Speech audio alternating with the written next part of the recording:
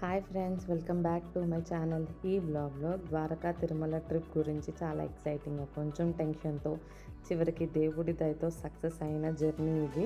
మేము ఉదయాన్నే తొందరగా బయలుదేరి ఖమ్మం రోడ్ వైపు ప్రయాణం స్టార్ట్ చేసాం. ప్లాన్ ప్రకారం గ్రీన్ఫీల్డ్ హైవే మీద వెళ్ళాము. కానీ అక్కడికి వెళ్తే తెలిసింది ఏంటంటే గ్రీన్ఫీల్డ్ హైవే క్లోజ్ అయిపోయిందని. అక్కడ నుంచి అసలు మాకు అడ్వెంచర్ మొదలైంది. ఎగ్జిట్ దొరకకుండా గంటలు తరబడి తిరుగుతూనే ఉన్నాం. ఒక చోటకి వెళ్తే ఇక్కడ నుంచి వెళ్ళలేరంటారు, ఇంకొక చోటకి వెళ్తే రోడ్ బ్లాక్ ఉంటుంది. అలా 2-3 అవర్స్ అక్కడే అయిపోయింది. చివరికి ఒక ఎగ్జిట్ దొరికి ఆ దారి ద్వారా మేము బయటకు వచ్చేసాం. అప్పటికి కూడా బయటకు వచ్చిన తర్వాత కూడా రూట్ క్లారిటీ లేదనమాట, ఎలా వెళ్ళాలి ఏంటి. అప్పుడు అక్కడున్న వాళ్ళ హెల్ప్ తోటి మేము ఎలాగోలా బయటికి వచ్చి ఆల్మోస్ట్ ఒక 10-12కి నేను ద్వారకా తిరుమల చేరుకున్నాం. అప్పటికి ఇంకా మేము రెస్ట్ తీసుకున్నాం. మేము ఉన్న హోటల్ ఏంటంటే హరిత హోటల్, ద్వారకా తిరుమలలో స్టే చేసామన్నమాట. హోటల్ టెంపుల్కి చాలా దగ్గరగా ఉంది, వాకింగ్ డిస్టెన్స్లో ఉంది. నెక్స్ట్ డే మార్నింగ్ మేము లేచి ఫ్రెష్ అయ్యి ముందుగా కళ్యాణకట్టకు వెళ్ళాం. అక్కడికి వెళ్తున్నప్పుడు మాకు వెంకటేశ్వర స్వామి ఏనుగు కనిపించిందనమాట. టెంపుల్ చుట్టూ కోతులు ఉన్నాయి, జాగ్రత్త, చేతిలో ఏదైనా ఫుడ్ ఉంటే వెంటనే తీసుకెళ్ళిపోతాయి.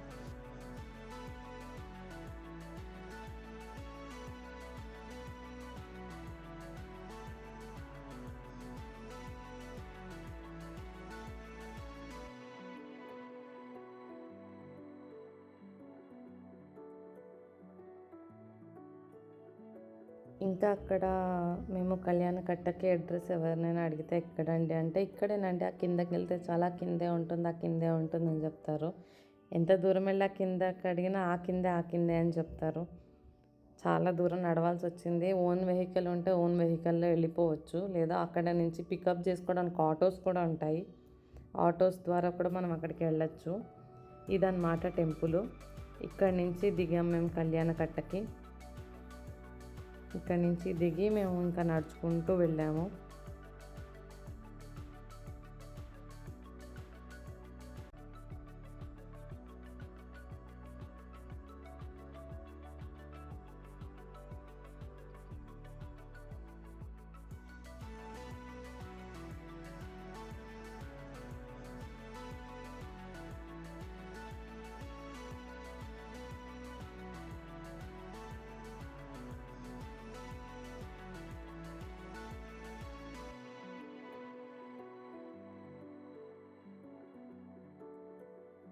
ఇక్కడ సప్త గోవులు అని కూడా ఉంటాయి. అక్కడ గోవులకి ప్రదక్షిణ చేసి వాటికి ఫుడ్ అవి కూడా పెట్టాము.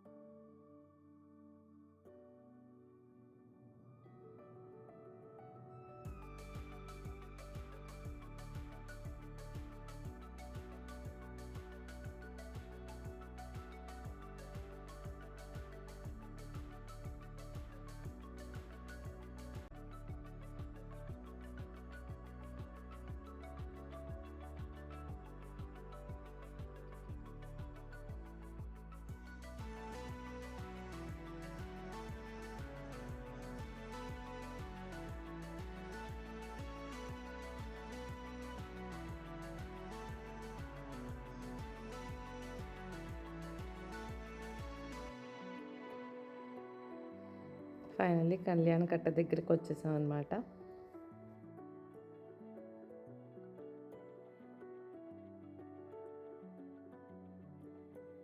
కళ్యాణకట్ట పూర్తి చేసి మళ్ళీ హోటల్కి వచ్చి ఫ్రెష్ అయ్యి దర్శనానికి వెళ్ళాం. ఈసారి దర్శనం ఫాస్ట్గా అయిపోయింది, ఎక్కువ టైం వెయిట్ చేయాల్సిన అవసరం రాలేదు, చాలా ప్రశాంతంగా అయిపోయింది.